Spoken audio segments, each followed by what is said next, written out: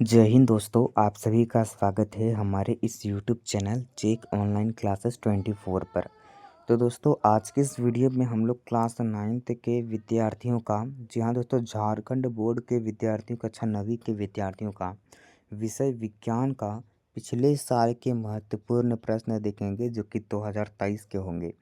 जी हाँ दोस्तों, जैसे कि पता है अभी आप लोग जो भी बोर्ड एग्ज़ाम दे रहे हो, उस बोर्ड एग्ज़ाम से देने से पहले आप लोगों को पिछले साल के सारे प्रश्न करने चाहिए। कम से कम 5 साल के सारे प्रश्न करने चाहिए। अगर आप 5 साल के सारे प्रश्न कर देते हो तो आप लोग एग्ज़ाम में अच्छे से नंबर उठा सकते हो, ठीक है। तो आज की इस वीडियो के अंदर मैं आपको 2023 का जो है विज्ञान का इंपॉर्टेंट क्वेश्चन, 2024 का, 2025 का, इन तीनों सालों का इंपॉर्टेंट क्वेश्चन आज की इस वीडियो के अंदर मैं आपको बताऊंगा, ठीक है। तो चलिए वीडियो स्टार्ट करते हैं दोस्तों। लेकिन दोस्तों, वीडियो स्टार्ट करने से पहले आपसे रिक्वेस्ट है कि इस तरह के वीडियो को बनाने में बहुत ही ज़्यादा मेहनत लगती है, टाइम निकाल कर आप लोगों को बताना पड़ता है। तो प्लीज़ इस वीडियो को लाइक करके चैनल को सब्सक्राइब ज़रूर कीजिएगा ताकि इसी तरह की वीडियो आप तक पहुँचते रहें। और हाँ दोस्तों, कमेंट बॉक्स में आप लोग ज़रूर से बताइएगा कि आज के इस वीडियो में आपने कितना जो है सवाल को सही किया, यानी कि आपको इनमें से कितना सवाल आपको पहले से पता था और कितना जो है नया लगा, कितना सवाल अब आपको, ठीक है, नया लग रहा है, ठीक है। यानी कि मतलब कितना सवाल आपने पढ़ लिया और कितना सवाल आपने नहीं पढ़ा है, ये भी कमेंट बॉक्स में हमें बता देना, ठीक है।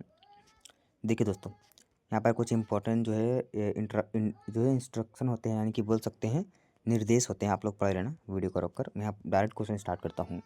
कौन सदिश राशि है? तो यहाँ पर चाल जो है सदिश राशि है, ऑप्शन नंबर बी, ठीक है। मैं डायरेक्ट आंसर बताऊंगा, ऑप्शन के साथ पढ़ना बहुत मुश्किल हो जाएगा, बहुत ही टाइम लग जाएगा। अगला है कि चाल का इकाई मात्रक है, तो ये मीटर पर सेकंड है, मीटर पर सेकंड, ठीक है, मीटर पर सेकंड चाल का इकाई मात्रक, ओके। अगला है कि निम्न में से कौन सही है? तो वी स्क्वायर बराबर u square plus 2as, option number b इसका सही जवाब होगा। चलिए अगला देखते हैं, फोर्थ नंबर की, निम्न में से किसका जड़त्व कम है? तो साइकिल का जड़त्व कम है। जड़त्व कम है यानी कि किसका वजन कम है? तो कार का वजन ज़्यादा है, रेलगाड़ी का भी ज़्यादा है, बस का भी ज़्यादा है, साइकिल का कम है, इन तीनों के मुकाबले से, ओके। चलिए अगला देखते हैं कि 2 किलोग्राम द्रव्यमान वाले वस्तु को 5 मीटर पर सेकंड स्क्वायर की दूरी से त्वरित करने के लिए कितना बल की आवश्यकता होगी?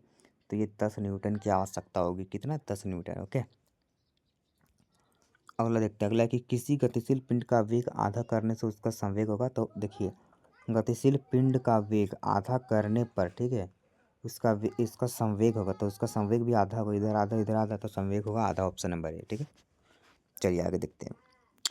अगला है कि सभी ग्रह सूर्य की परिक्रमा करते हैं, इसका कारण है, तो इसका कारण है गुरुत्वाकर्षण बल, यानी ग्रेविटेशनल, ठीक है, फोर्स।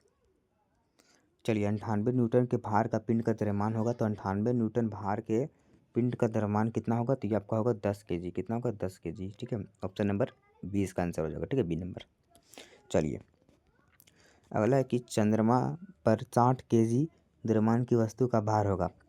तो चंद्रमा पर 60 kg द्रव्यमान की वस्तु का भार होगा, तो 98 न्यूटन होगा, ओके।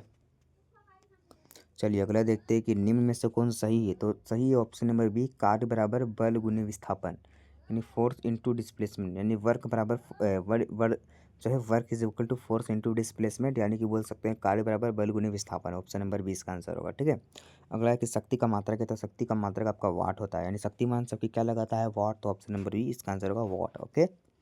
चलिए अगला देखते हैं, ध्वनि का वेग किस में अधिक होता है? तो ध्वनि का वेग अधिक जो है ठोस में होता है, वेग, ठीक है, यानी कि भार, तो बोल सकते हैं ऑप्शन नंबर ए ठोस में, यानी सॉलिड में। अगला देखते हैं कि किसी तरंग दैर्घ्य तरंग वेग, ठीक है, और तरंग दैर्घ्य यानी कि जो है लैम्डा तथा आवृत्ति ईटा में संबंध है, ठीक है। ये आपका यहाँ पर दिया गया है तरंग वेग, ठीक है, और तरंग दैर्घ्य और आवृत्ति में संबंध है, तो ये होगा ऑप्शन नंबर आपका बी, ठीक है, ये ईटा इंटू लैम्डा, ठीक है, ऑप्शन नंबर बी। अगला 14 नंबर है, निम्न में से कौन पदार्थ है? तो ठंडा पेय पदार्थ है, प्रेम पदार्थ नहीं है, गंध भी पदार्थ नहीं है, ठंडा भी पदार्थ नहीं है, ठंडा पेय पदार्थ है, ओके। यानी कि ठंडा जल। देखिए 15वां नंबर है कि 100 डिग्री सेल्सियस का तापक्रम बराबर है, तो ये आपका 373 केल्विन के बराबर है, ठीक है, ऑप्शन नंबर 20 का आंसर होगा, ठीक है। चलिए अगला देखते हैं। अगला क्वेश्चन था कि जल का क्वथनांक है, तो जल का क्वथनांक है 273 केल्विन। नहीं, इसका आंसर होगा ऑप्शन नंबर बी, 373 केल्विन। कैसे?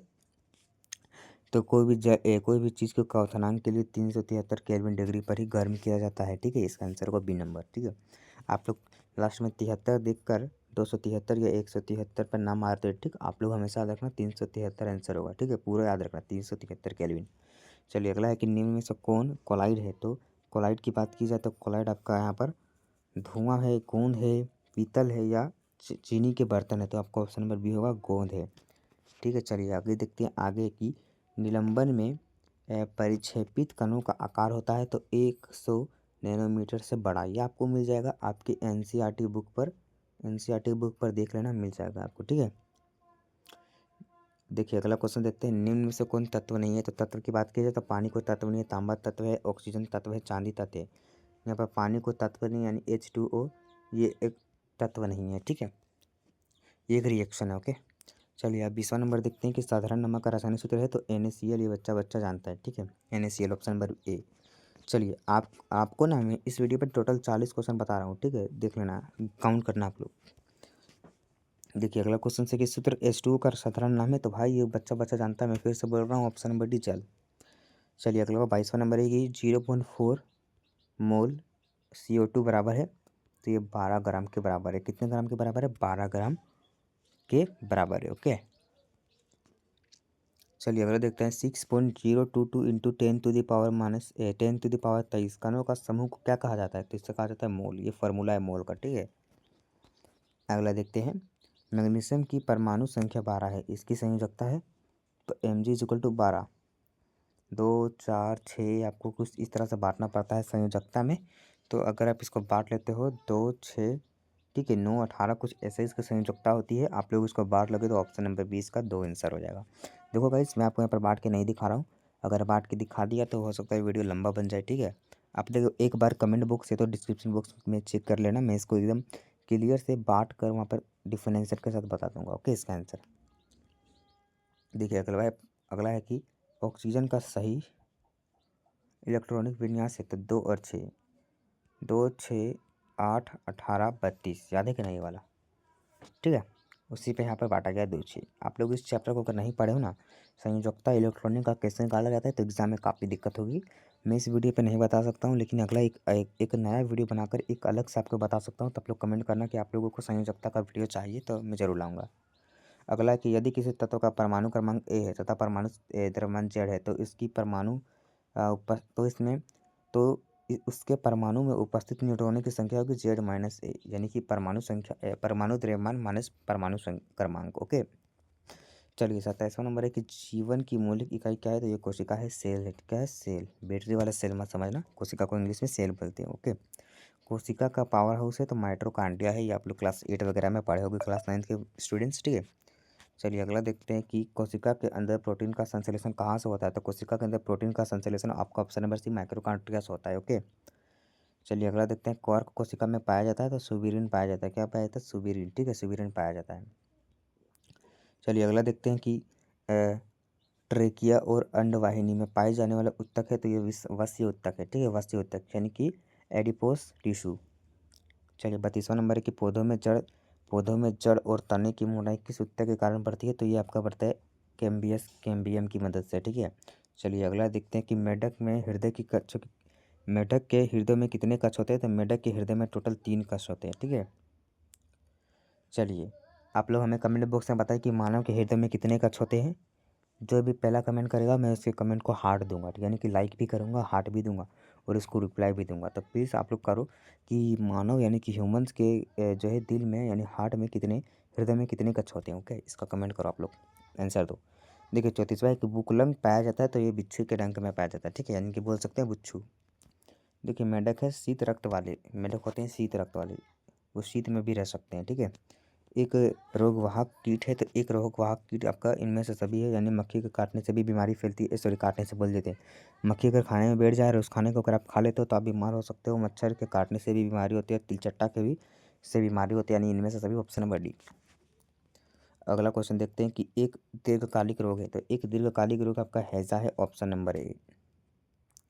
देखिए अगला है कि किस पोषक तत्व की कमी से एनीमिया बीमारी होती है। तो ये आपका लोहा के जो है कमी से होती है एनीमिया। ठीक है, एनीमिया, सॉरी। हाँ, अगला देखते हैं दाल से हमें क्या प्राप्त होता है, तो ये आपका ऑप्शन नंबर ए हो जाएगा प्रोटीन।